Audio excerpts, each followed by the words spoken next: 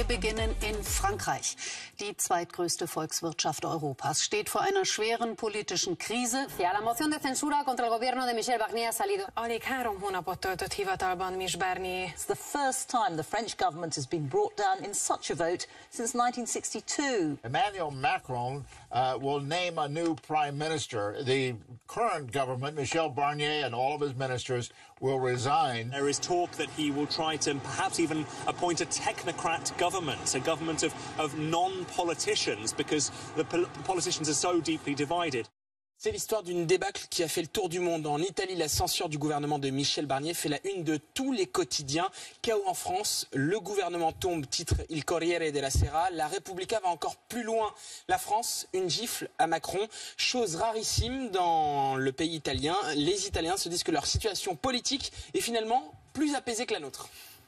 Tous les médias italiens ne parlent que de ça et on ne peut pas y croire de voir une France si peu cartésienne par rapport à ce qu'elle nous a toujours appris. Dans le monde, la France a brillé pour être le pays des Lumières et là, il n'y a rien de plus obscur que ce qui se passe au Parlement français. Les Italiens, ils éprouvent un petit vilain plaisir à voir une France de plus en plus italianisée, c'est-à-dire que cette politique très émotionnelle, nous on l'a déjà quelque part vécue, endurée il y a une dizaine d'années.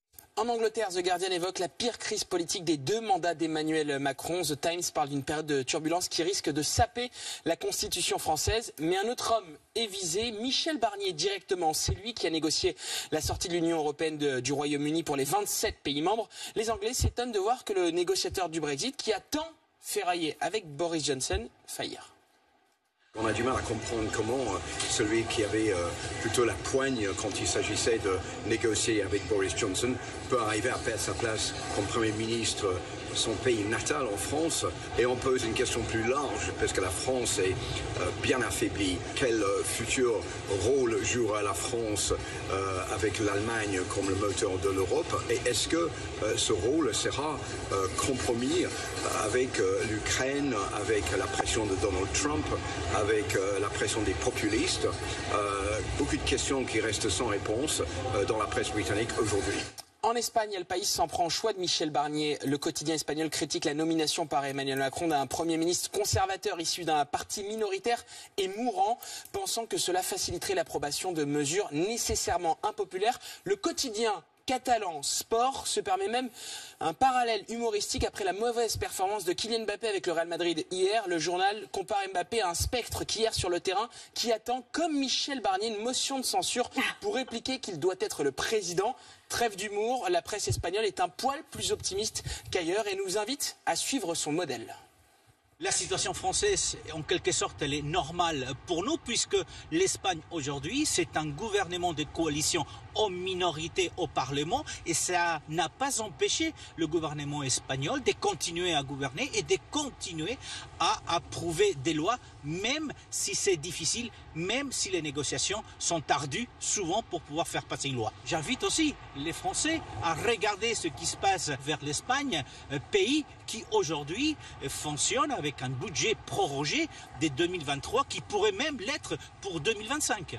Les Allemands, eux, manient l'ironie. Il est plus facile de reconstruire Notre-Dame qu'un budget, selon le quotidien berlinois Tagesspiegel. Le quotidien de centre-gauche, le Süddeutsche Zeitung, se demande même si la 5e République n'est pas à bout de souffle. Olaf Scholz et Emmanuel Macron sont abîmés du fait de leur déboire en politique intérieure. Ils sont abîmés sur la scène internationale. C'est les 2 forces motrices de l'Europe. Quand elles ne le sont pas, il y en a qui se frottent les mains et encore plus, je pense, au Kremlin. Macron a sûrement fait plus en challengeant en fait son destin, en dissolvant aussi l'Assemblée, alors que Olaf Scholz est d'emblée dans une position où il a déjà pas le pouvoir de faire ça. Il y a une différence de personnalité aussi qui s'affirme. Jean-Pierre Raffarin, alors qu'il y a la guerre en Ukraine, le conflit au Moyen-Orient, cette chute du gouvernement français, c'est aussi un coup dur sur la scène diplomatique? Bien sûr, parce qu'on perd de l'autorité, tout le monde voit notre fragilité, et puis on change de ministre des Affaires étrangères, on change un certain nombre de responsables, donc on a besoin toujours de stabilité pour agir, donc c'est quelque chose d'inquiétant. Mais voyons quand même un peu la compétition des pays. ils ne sont pas mécontents que la France ait des soucis, parce que finalement, c'est quand même Macron qui est au pouvoir depuis le plus longtemps. Il occupe la scène depuis 7 ans maintenant, ce qui n'est pas le cas ni de l'italien, ni de l'anglais. Je vois l'anglais, dont on est habitué à leur double jeu de temps en temps. On voit quand même ce petit sourire en coin de nos difficultés. Donc on voit bien que s'il m'arrive quelquefois de penser que la presse française n'est pas suffisamment documentée, mais là je vois quand même que la presse étrangère voit les choses quand même de manière très superficielle.